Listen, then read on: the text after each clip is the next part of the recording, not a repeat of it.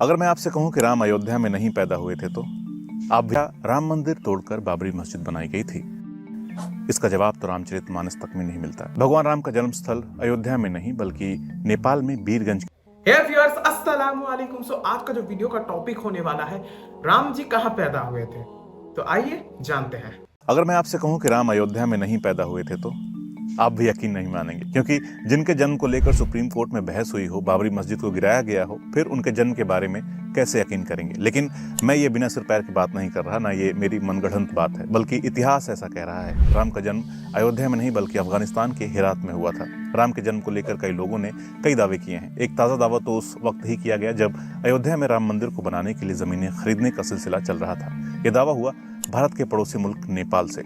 UP के अयोध्या से तकरीबन 243 किलोमीटर की दूरी पर नेपाल में है थोरी। नेपाल के प्रधानमंत्री केपी शर्मा ओली ने कहा, भगवान राम का जन्म स्थल अयोध्या में नहीं बल्कि नेपाल में बीरगंज के नजदीक थोरी है। भगवान राम भारतीय नहीं, नेपाली थे। असली अयोध्या भारत में नहीं, नेपाल के बीरगंज में है ना कमाल की बात।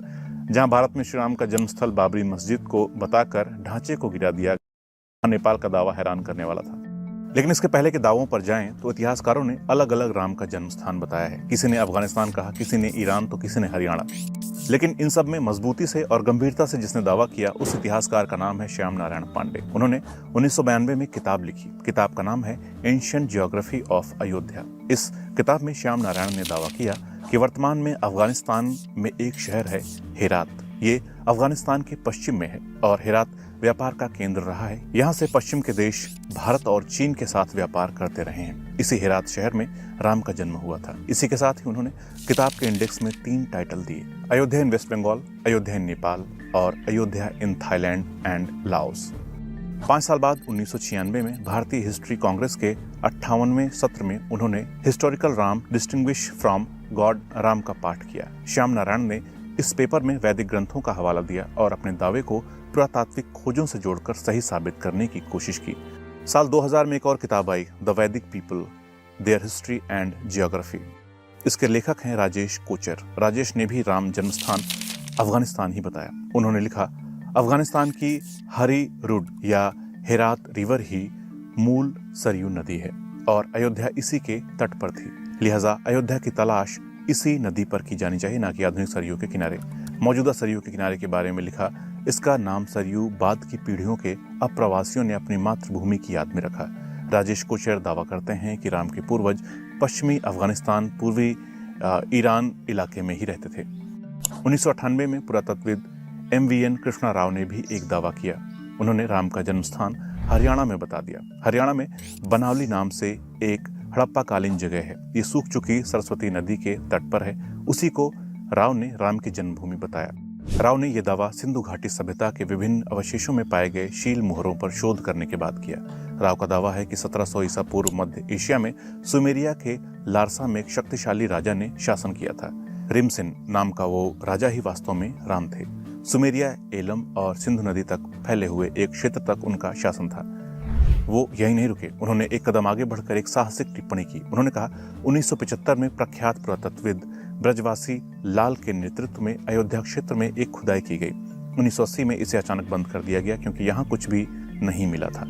एक झटका साल 2015 में all India Muslim personal law board के अब्दुल रहीम कुरैशी ने दिया। उन्होंने एक पेपर में फैक्ट्स ऑफ अयोध्या एपिसोड प्रकाशित किया। इसमें दावा किया कि राम का जन्म पाकिस्तान के रहमान ढेरी में हुआ था। उन्होंने अपनी रिसर्च को साबित करने के लिए ASI के एक पूर्व अधिकारी जस्सू राम के लेखन का हवाला दिया।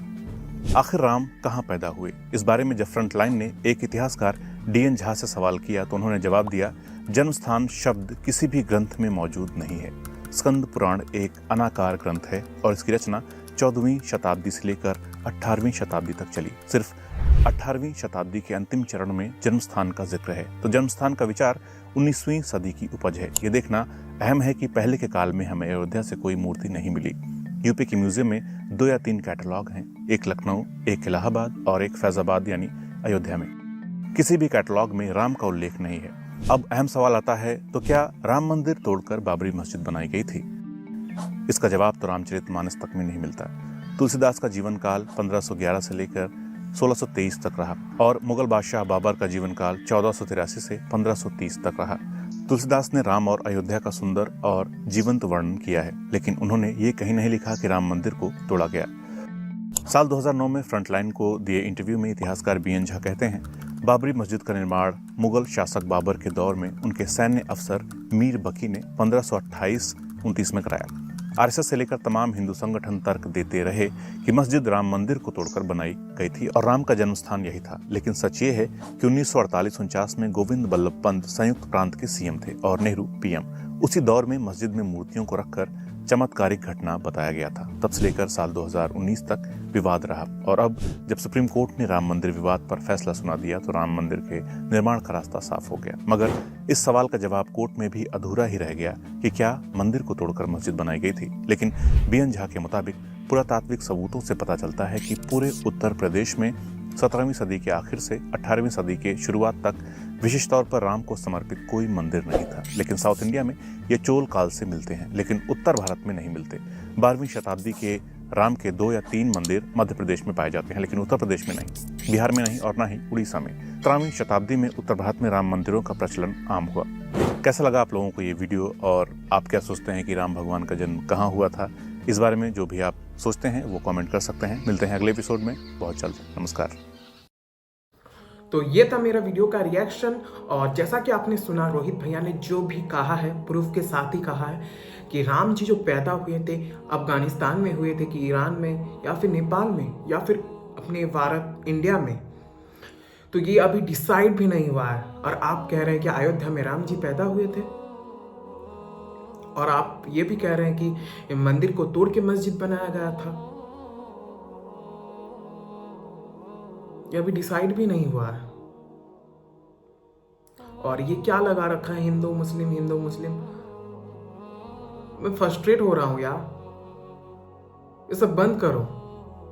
वीडियो अगर अच्छा लगे तो like comment share and subscribe कर देना मेरे चैनल को। फिर अमान अल्लाह।